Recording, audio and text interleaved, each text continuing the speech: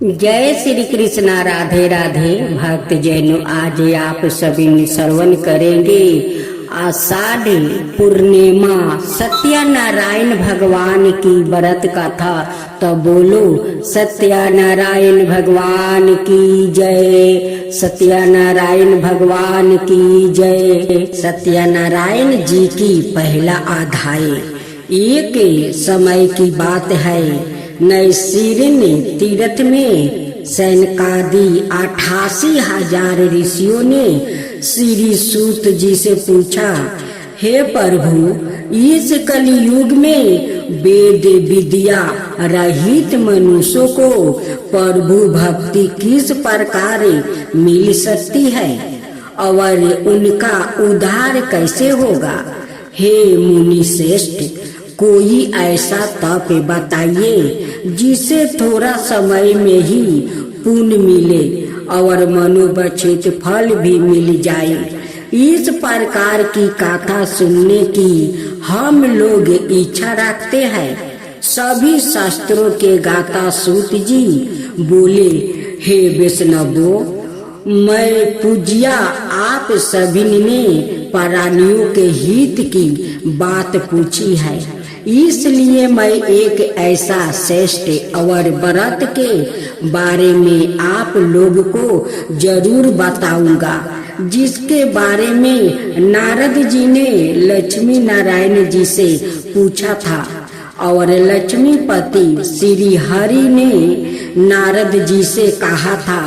अब आप भी इसे सुनिए। एक समय की बात है, नारद जी ने दूसरों के हित की इच्छा लिए अनेकों लोकों में घूमते हुए मृत्यु लोक में जा पहुंच गया। वहां उन्होंने अनेक योनियों में जन्मे सभी मनुष्यों को अपने कर्मों के अनुसार पीड़ा झेलता हुआ देखा। उनका दुख देखकर नारद जी सोचने लगे कि ऐसा क्या किया जाए जिससे निश्चय रूप से मानव के दुखों का अंत हो जाए। इसी विचार पर मनन करते हुए वो विष्णु लोक में गया। वहाँ वो नारायण की स्तुति करने लगे और बोले, हे भगवान, आप अत्यंत शक्ति से प्रसन्न हैं। निर्गुणों स्वरूप सृष्टि के कारण भक्तों के दुखों को दूर करने वाले हैं, आपको मेरा प्रणाम है। नारद जी की स्तुति सुनी विष्णु भगवान बोले, मुनि श्रेष्ठ, आपके मन में क्या बात है, उसे निसंकोच कहो। इस पर नारद मुनि बोले कि मृत्यु लोक में अनेक योनियों में जन्मे मनुष्यों अपने कर्मों के द्वारे अनेकों दुख से दुखी हो रहे हैं। हे प्रभु, आप तो यह बताइए कि वो मनुष्य थोड़े प्रयास से ही अपने दुखों से कैसे छुटकारा पा सकते हैं। तब श्री हरि बोले, हे नारद, मनुष्यों की भलाई के लिए तुमने बहुत उत्तम प्रश्न पूछा है। स्वर्ग लोग और मृत्यु लोक दोनों में एक दुर्लभ उत्तम व्रत है जो पुण्य देने वाला है। आज प्रेम वश होकर मैं उसे तुमसे कहता हूँ। श्री सत्यनारायण भगवान का व्रत अच्छी तरह विधि पूर्वक करके मनुष्य तुरंत ही यहाँ सुख भोग करे मरने पर मोक्ष पाता है। श्री हरि के वचन सुनी नारद जी बोले कि उस व्रत का फल क्या है प्रभु, और उसका विधान क्या है। यह व्रत किसने किया था, इस व्रत को किस दिन करना चाहिए, आप सब कुछ विस्तार से बताइए।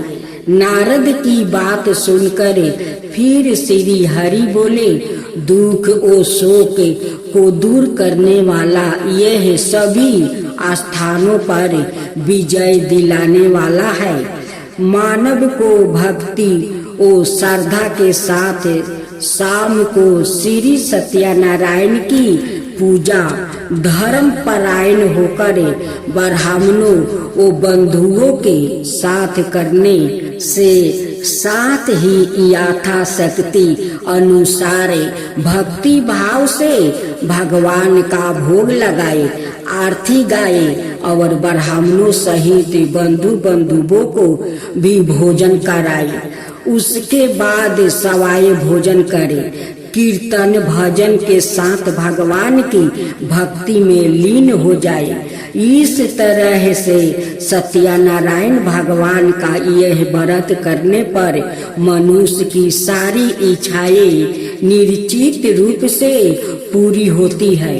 इस कली काल अर्थ कलयुग में मृत्यु लोक में मोक्ष का यही एक सरल उपाय बताया गया है। श्रीमंद नारायण नारायण नारायण भज मन नारायण नारायण नारायण भज मन नारायण नारायण नारायण। श्री सत्यनारायण भगवान की जय। अब दूसरा अध्याय। श्री सत्या जी बोले, हे दिरजो, अब मैं पुण्य काल में जिसने इस सत्यनारायण व्रत को किया था उसे भली भांति विस्तार पूर्वक कहूँगा। रमणीया काशी नामक नगर में कोई अत्यंत निर्धन ब्राह्मण रहता था। भूख और प्यास से व्याकुल होकर वो प्रतिदिन पृथ्वी पर भटकता रहता था। ब्राह्मण प्रिया भगवान ने उस दुखी ब्राह्मण को देखकर वृद्धा ब्राह्मण का रूप धारण करके उस वृद्धा से आदर पूर्वक पूछा, हे वीरपा, प्रतिदिन अत्यंत दुखी होकर तुम किस लिए पृथ्वी पर भ्रमण करते रहते हो? हे वृद्धा श्रेष्ठ, यह सब बतलाओ, मैं सुनना चाहता हूँ। ब्राह्मण बोला, प्रभु, मैं अत्यंत दलिद्रता ब्राह्मण हूँ और भिक्षा के लिए ही पृथ्वी पर घूमता करता हूँ। यदि मेरी इस दलिद्रता को दूर करने का आप कोई उपाय जानते हो तो कृपा पूर्वक बतलाओ। वृद्धा ब्राह्मण बोला, हे ब्राह्मण देव, सत्यनारायण भगवान विष्णु अभीष्ट फल को देने वाले हैं। हे वीरबा, तुम उनका उत्तम व्रत करो, जिसे करने से मनुष्य सभी दुखों से मुक्त हो जाता है। व्रत के विधान को भी ब्राह्मण से यत्न पूर्वक कहकर वृद्धा ब्राह्मण रूपधारी भगवान विष्णु वही पर अंतर ध्यान हो गए। वृद्धा ब्राह्मण ने जैसे कहा, हाँ, उस व्रत को अच्छी प्रकार से वैसे ही करूँगा। यह सोचते हुए उस ब्राह्मण को रात में नींद नहीं आई। अगले दिन प्रातः काल उठकर सत्यनारायण का व्रत करूँगा, ऐसा संकल्प करके वो ब्राह्मण भिक्षा के लिए चल पड़ा। उस दिन ब्राह्मण को भिक्षा में बहुत सा धन प्राप्ति हुआ। उसी धन से उसने बंधुओं के साथ भगवान सत्यनारायण का व्रत किया। इस व्रत के प्रभाव से वो श्रेष्ठ ब्राह्मण सभी दुखों से मुक्ति होकर समस्त संपत्तियों से संपन्न हो गया। उस दिन से लेकर प्रत्येक महीने उसने यह व्रत किया।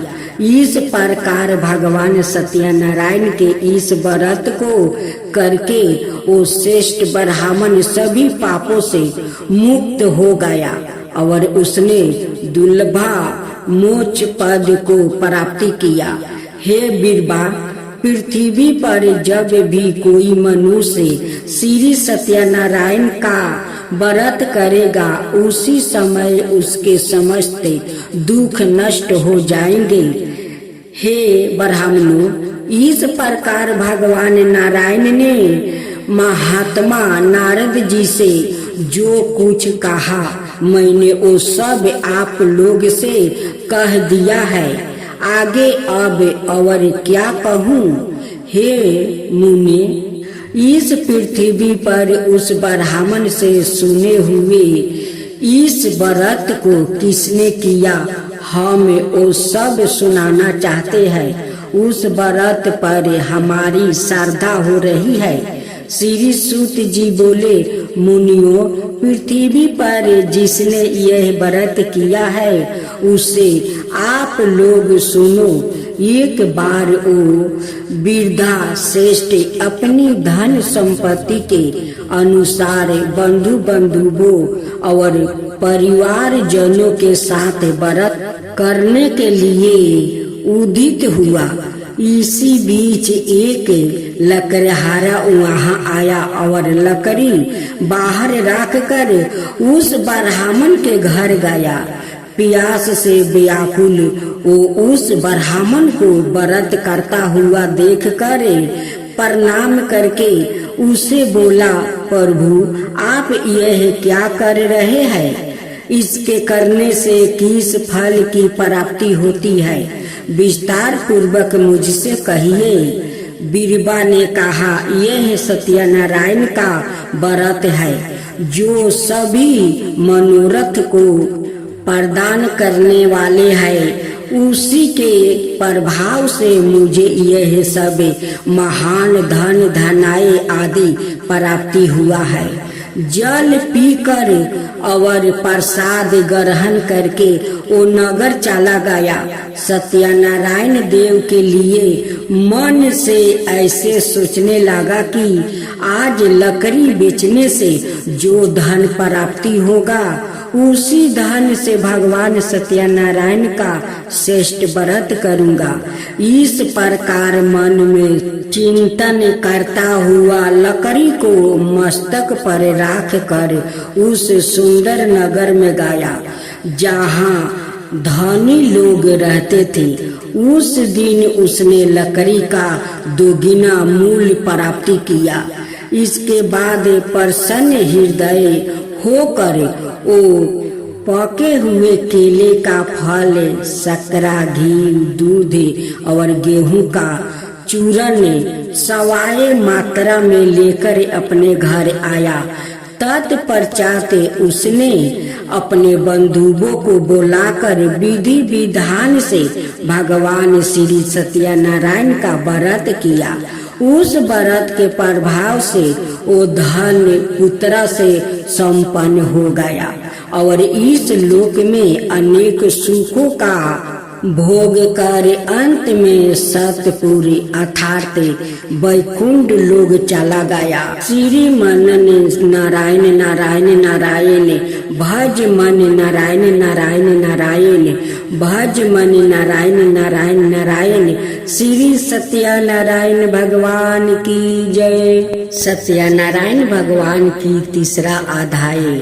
सूत जी बोले, हे श्रेष्ठ मुनियों, अब आगे की कथा कहता हूँ।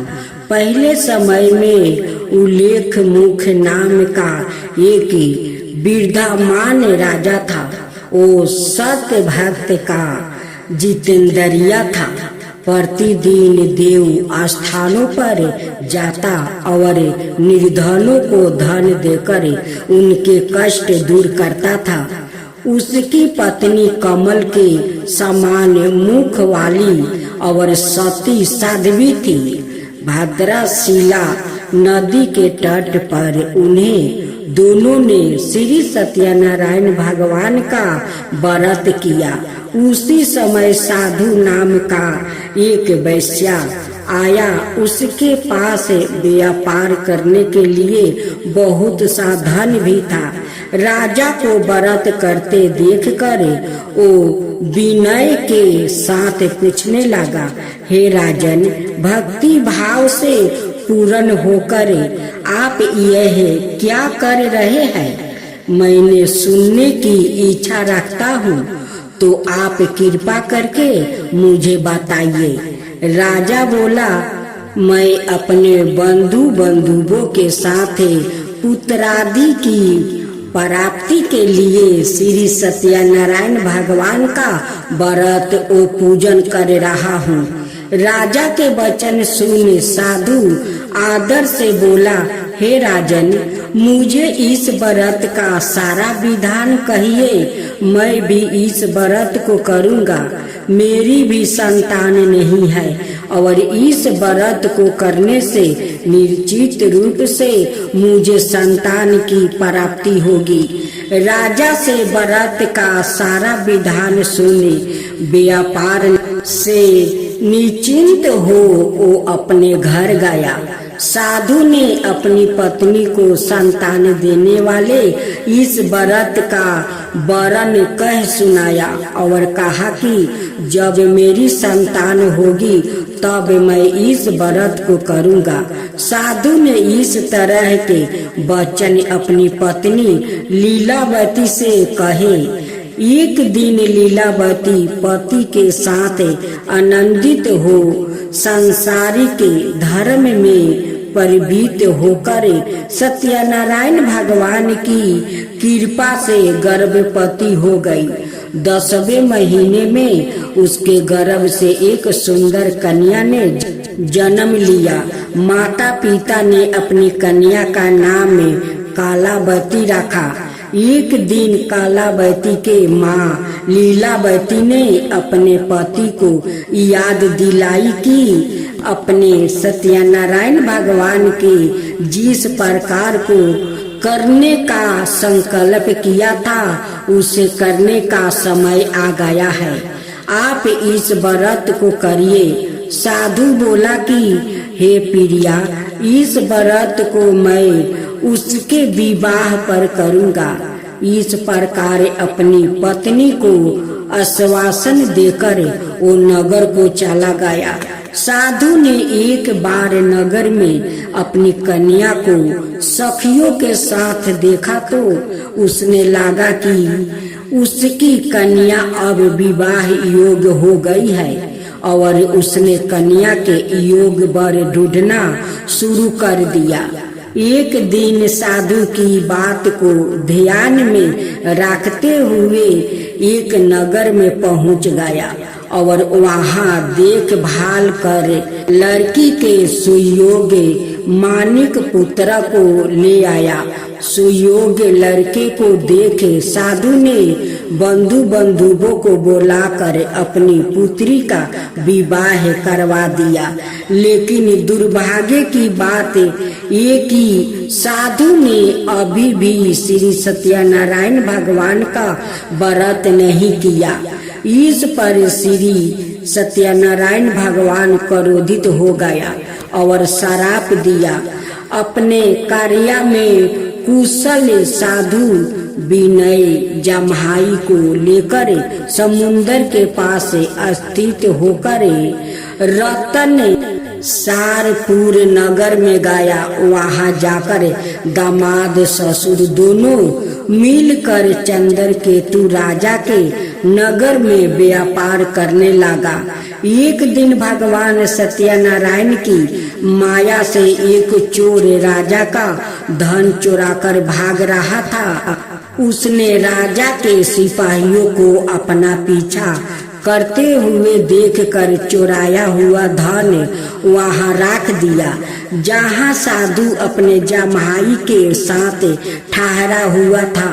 राजा के सिपाहियों ने साधु वेश्या के पास राजा का धन पड़ा देखा तो वो ससुर जमाई दोनों को बांध कर प्रसन्नता से राजा के पास ले गया और कहा कि उन दोनों चोरों हम पकड़ लाए हैं। आप आगे की कार्य वही की आज्ञा दे। राजा की आज्ञा से उन दोनों को कठिन करवास में डाल दिया गया और उनका सारा धन भी उनसे छीन लिया गया। श्री सत्यनारायण भगवान से श्राप से साधु की पत्नी भी बहुत दुखी हुई। घर में जो धन रखा था उसे चोर चोरा ले गया। शारीरिक और मानसिक पीड़ा, वो भूख प्यास से अति दुखी हो अन्न की चिंता में कालावती के ब्राह्मण के घर गई। वहां उसने श्री सत्यनारायण भगवान का व्रत होते हुए देखा। फिर कथा भी सुनी। वो प्रसाद ग्रहण कर वो रात को घर वापस आई। माता के कालावती से पूछा कि हे पुत्री, अब तक तुम कहाँ थी? तेरे मन में क्या है? कालावती ने अपनी माता से कहा, हे माता, मैंने एक ब्राह्मण के घर में श्री सत्यनारायण भगवान का व्रत देखा है। कन्या के वचन सुन लीलावती भगवान के पूजन की तैयारी करने लगी। लीलावती ने परिवार ओ बंधुओं सहित सत्यनारायण भगवान का पूजन किया और उनसे वर मांगा कि मेरे पति और जमाई शीघ्र घर आ जाए। साथ ही यह भी प्रार्थना की कि हम सब का अपराध क्षमा करें। श्री सत्यनारायण भगवान इस व्रत से संतोष हो गया और राजा चंद्रकेतु को सपने में दर्शन देकर कहा कि हे राजन, तुम उन दोनों वेश्या को छोड़ दो और तुमने उनका जो धन लिया है उसे वापस कर दो। अगर ऐसा नहीं किया तो मैं तुम्हारा धन, राज्य ओ संतान सभी को नष्ट कर दूंगा। राजा को यह सब कहकर वो अंतर्ध्यान हो गया। प्रात काल सभा में राजा ने अपना सपना सुनाया। फिर बोले कि उन दोनों को कैद से मुक्त कर दो, सभा में लाओ। दोनों ने आते ही राजा को प्रणाम किया। राजा बोला, महानुभाव, भाग्यवश ऐसा कठिन दुख तुम्हें प्राप्ति हुआ है, लेकिन अब तुम्हें कोई भय नहीं है। ऐसा कह राजा ने उन दोनों को नए वस्तु भूषण भी पहनाया और जितना धन उनका लिया था उससे दोगुना धन वापस कर दिया। दोनों वेश्या अपने घर को चल दी। श्रीमंद नारायण नारायण नारायण, भज मन नारायण नारायण नारायण, भज मन नारायण नारायण नारायण। श्री सत्यनारायण भगवान की जय। सत्यनारायण भगवान की चौथा अध्याय। सूत जी बोले, साधु विनय मंगल चरण करे और ब्राह्मणों को धन देकर अपने नगर के लिए चल पड़ा। साधु के कुछ दूर जाने पर भगवान सत्यनारायण की उसकी सत्यता की परीक्षा के विषय में जिज्ञासा हुई। साधुओं, तुम्हारी नाव में क्या भारा है? तब धन के मद में चूर दोनों अवहेलना पूर्वक हंसते हुए कहा, डंडी, क्यों पूछ रहे हो? क्या कुछ धन लेने की इच्छा है? हमारी नाव में तो लाता और पते आदि भरे हैं। ऐसी निष्ठरे बानी सुनकर तुम्हारी बात सच हो जाए। ऐसा कहकर दंडी सन्यासी को रूप धारण किए हुए भगवान कुछ दूर जाकर समुद्र के समीप बैठ गया। दंडी के चले जाने पर नित्य क्रिया करने के पश्चात उतराई हुए और जल में ऊपर की ओर उठी हुई नौका को देखकर साधु अत्यंत आश्चर्य में पड़ गया और नाव में लाता और पते आदि देखकर मूर्छित हो गया। पृथ्वी पर गिर पड़ा। मूर्छित होने पर मानिक पुत्र चिंतित हो गया। तब उसके दामाद ने इस प्रकार कहा, आप शोक क्यों करते हैं? दंडी ने श्राप दे दिया है। इस स्थिति में वो चाहे तो सब कुछ कर सकते हैं, इसमें संदेह नहीं। अति उन्हीं की शरण में हम चले, वो ही मन की इच्छा पूरी होगी। दामाद की बात सुनकर वो साधु विनय उनके पास गया और वहाँ डंडी को देखकर उसने भक्ति पूर्वक उन्हें प्रणाम किया और आदर पूर्वक कहने लगा, आपके सम्मुख मैंने जो कुछ कहा है अस सत्य भाषा रूप अपराध किया है। आप मेरे उस अपराध को क्षमा करें। ऐसा कह करे बारंबार प्रणाम करके वो महान शोक से अकुल हो गया। डंडी ने उसे रोता हुआ देखकर कहा, हे मूर्खे, रोवो मत, मेरी बात सुनो। मेरी पूजा से उदासीनी होने के कारण और मेरी आज्ञा से ही तुमने बारंबार दुख प्राप्ति किया है। भगवान की ऐसी वाणी सुनकर वो उनकी स्तुति करने लगा। साधु ने कहा, हे प्रभु, ये आश्चर्य की बात है कि आपकी माया से मोहित होने के कारण ब्रह्मा आदि देवता भी आपके गुणों और रूपों को यथावत रूप से नहीं जान पाते। फिर मैं मूर्ख आपकी माया से मोहित होने के कारण कैसे जान सकता हूँ? आप प्रसन्न हो, मैं अपने धन संपत्ति के अनुसार आपकी पूजा करूँगा। मैं आपकी शरण में आया हूँ। मेरा जो नौका में स्थित पूरा धन था उसकी और मेरी रक्षा करो। उस विनय की भक्ति युक्त वाणी सुनकर भगवान जनार्दन संतोष हो गए। भगवान हरि उसे अभीष्ट वर प्रदान करके वो ही अंतर्ध्यान हो गए।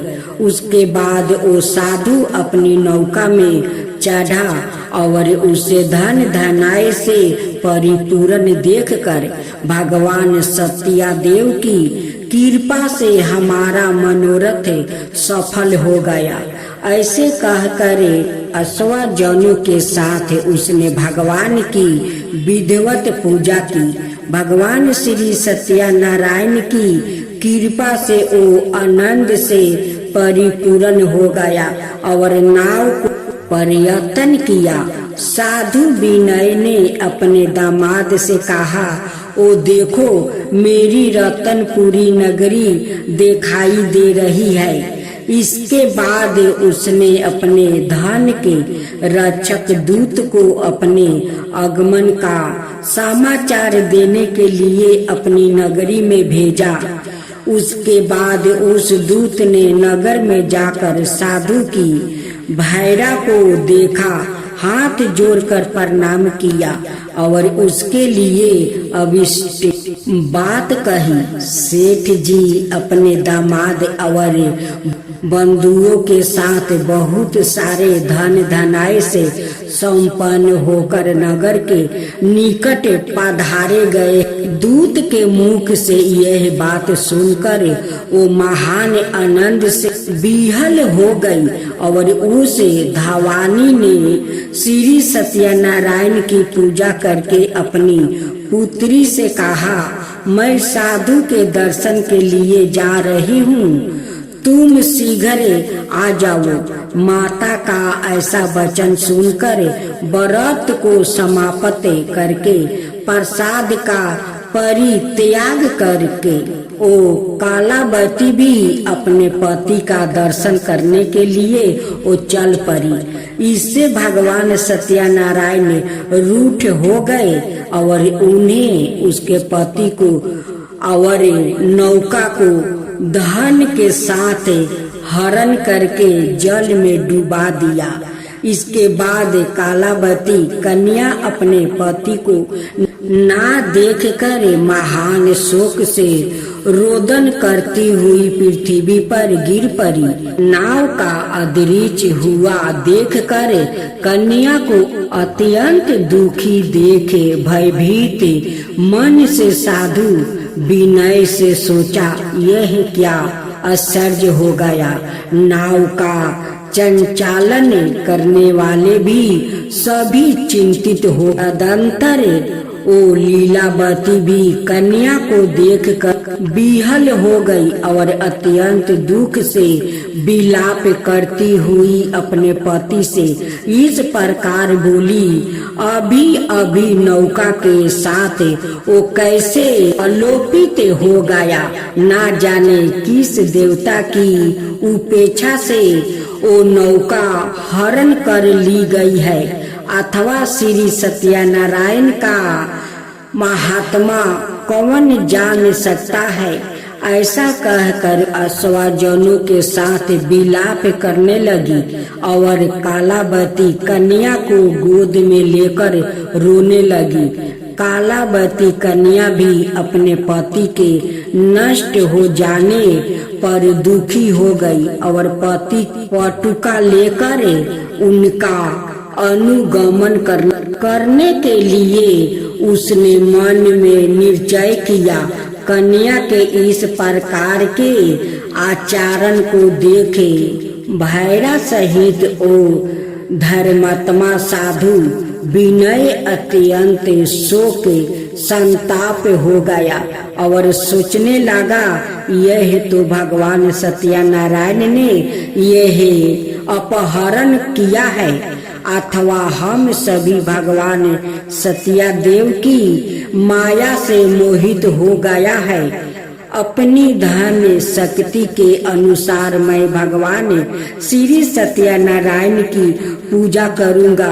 सभी को बुलाकर इस प्रकार कहकर उसने अपने मन की इच्छा प्रकट की और बारंबार भगवान सत्यादेव को दंडवत प्रणाम किया। इससे दिनों के परिपालक भगवान सत्यादेव प्रसन्न हो गए। भक्त वत्सल भगवान ने कृपा पूर्वक कहा, तुम्हारी कन्या प्रसाद छोड़कर अपने पति को देखने चली आई है। निश्चय ही इसी कारण उसका पति अदृश्य हो गया है। यदि घर जाकर प्रसाद ग्रहण करके वो पुण्य आए। हे साधु विनय, तुम्हारी पुत्री पति को प्राप्ति करेगी, इसमें संदेह नहीं है। कन्या कालावती भी आकाश मंडल से ऐसी वाणी सुनकर शीघ्र ही घर गई और उसे प्रसाद ग्रहण किया। पुण्य आकर अश्वजनों और अपने पति को देखा।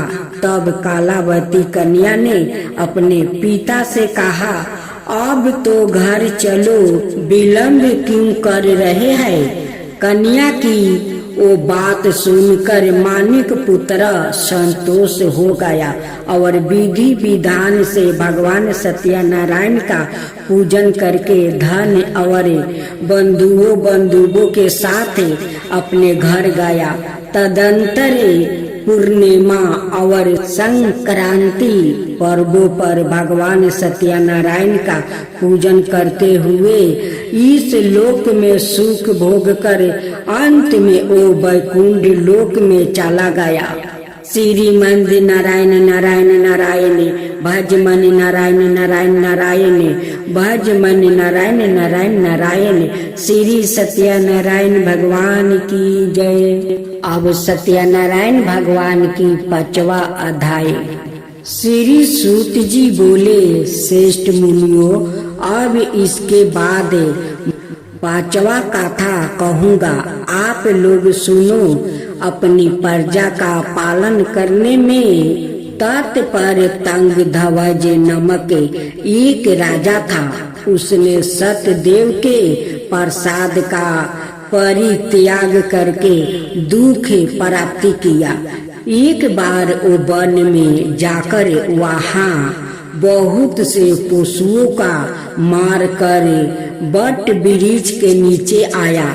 वहाँ उसने देखा कि गोपगण बंधु बंधुओं के साथ संतोष होकर भक्ति पूर्वक भगवान सत्यदेव की पूजा कर रहे हैं। राजा यह देखकर भी हंकार बस ना तो वहाँ गया और ना उसे भगवान सत्यनारायण को प्रणाम किया।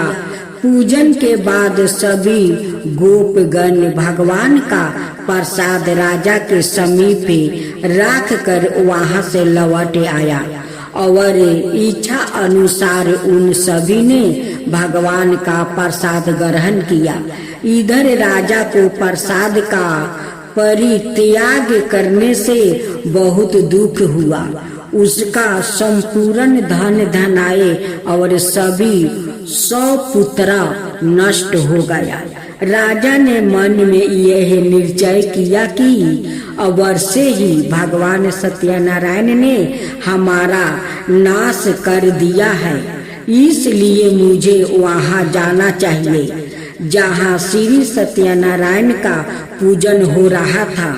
ऐसा मन में निश्चय करके वो राजा गोपगणों के समीप गया और उसने गोपगणों के साथ भक्ति श्रद्धा से युक्त होकर विधि पूर्वक भगवान सत्यदेव की पूजा की। भगवान सत्यदेव की कृपा से वो पूर्ण धन और पुत्र से संपन्न हो गया और इस लोक में सभी सुखों का भोग कर अंत में सत्यापुर वैकुंठ लोक में प्राप्ति हुआ। श्री सूत जी कहते हैं, जो व्याकृत इस परम दुर्लभ श्री सत्यनारायण के व्रत को करता है और पुण्यमयी और फल दायिनी भगवान की गाथा को भक्ति युक्त होकर सुनता है, उसे भगवान सत्यनारायण की कृपा से धन धनाए आदि की प्राप्ति होती है। दलिद्रता धनवान हो जाता है, बंधन में पारा हुआ बंधन से मुक्त हो जाता है, डारा हुआ व्याकृत भय मुक्त हो जाता है। यह सत्य बात है, इसमें संदेह नहीं। इस लोक में उस हिर्षित फलों का भोग प्राप्ति करके अंत में सत्य पूरे वैकुंठ लोक में जाता है। हे ब्राह्मणों, इस प्रकार मैंने आप लोगों से भगवान सत्यनारायण के व्रत को कहा है, जिसे करके मनुष्य सभी दुखों से मुक्त हो जाता है। कलयुग में तो भगवान सत्यदेव की पूजा विशेष फल प्रदान करने वाली है। भगवान विष्णु को ही कुछ लोग कल, कुछ लोग सत्य, कोई ईश और कोई सत्यदेव और दूसरे लोग सत्यनारायण नाम से कहेंगे। इनके रूप धारण करके भगवान सत्यनारायण सभी का मनोरथ सिद्ध करते हैं। कलयुग में संतान भगवान विष्णु ही सत्य व्रत रूप धारण करके सभी का मनोरथ पूर्ण करने वाले होंगे।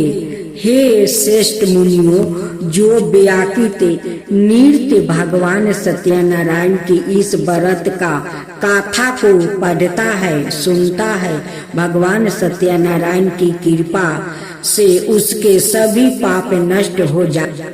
हे मुनीश्वरे, पूर्व काल में जिन लोग ने भगवान सत्यनारायण का व्रत किया था, उसके अगले जन्म का वृत्तांत कहता हूँ, आप लोग सुनो। महान प्रयाग संपन्न संत नंद नाम के ब्राह्मण सत्यनारायण व्रत करने के प्रभाव से दूसरे जन्म में सुदामा नाम का ब्राह्मण हुआ और उस जन्म में भगवान श्री कृष्णा का ध्यान करके उन्होंने क्षेमा प्राप्ति किया। लकरहा भीला गुहो का राजा हुआ और अगले जन्म में उसने भगवान श्री राम की सेवा करके क्षेमा प्राप्ति किया। महाराज उल्लेख मुख दूसरे जन्म में राजा दशरथ हुआ, जिन्होंने श्री रंगनाथ जी की पूजा करके अंत में वैकुंठ प्राप्ति किया। इसी प्रकार धार्मिक और सत्याव्रती साधु पिछले जन्म के सत्य व्रत के प्रभाव से दूसरे जन्म में मूर्धध्वज नामक राजा हुआ। उसने आरे से चीर कर अपने पुत्र की अधिदेह भगवान विष्णु को अर्पित कर मोक्ष प्राप्ति किया। महाराज तुंगध्वज जन्मांतर में सवाए शंभु मनु हुआ और भगवत संबंधी संपूर्ण कार्य का अनुष्ठान करके वैकुंठ लोक को प्राप्ति हुआ। जो गोपगण थे वो सब जन्मांतर में प्रजा मंडल में निवास करने वाले गोप हुआ और सभी राक्षसों का संहार करके उन्होंने भी भगवान का समर्थ धाम गोलक प्राप्ति किया। इस प्रकार श्री स्कंद पुराण के अंतर्गत रेवा खंड में श्री सत्यनारायण व्रत कथा का यह 5वां अध्याय पूरा। श्री मनन नारायण नारायण नारायण भज मन नारायण नारायण नारायण भज मन नारायण नारायण नारायण। श्री सत्यनारायण भगवान की जय। रमना स्वामी जय लक्ष्मी रमना सत्यनारायण स्वामी जन पालक हरना जय लक्ष्मी रमना जय लक्ष्मी रमना। रतन जरिति सिंहासने अधिभूति छविराजे रतन जरित सिंहासने अधिभूते छविराजे। नारद करत निरंजन घंटा बन बाजे जय लक्ष्मी रमना जय लक्ष्मी रमना। परकट भयो कली कारणे दीजो को दर्शन दियो बूढ़ा ब्राह्मण बन कर कंचन महल कियो जय लक्ष्मी रमना जय लक्ष्मी रमना। दूबल भील कठारो जिन पर कृपा करी चंदर जुर एक राजा तिनकी विपत्ति हरी जय लक्ष्मी रमना जय लक्ष्मी रमना। चंदर जुर एक राजा तिनकी विपत्ति हरी जय लक्ष्मी रमना। बेसिया मनोरथ पायो सरदा तज दिनहि सो फल भोग प्रभु जी फिर स्तुति की नहीं जय लक्ष्मी रमना जय लक्ष्मी रमना।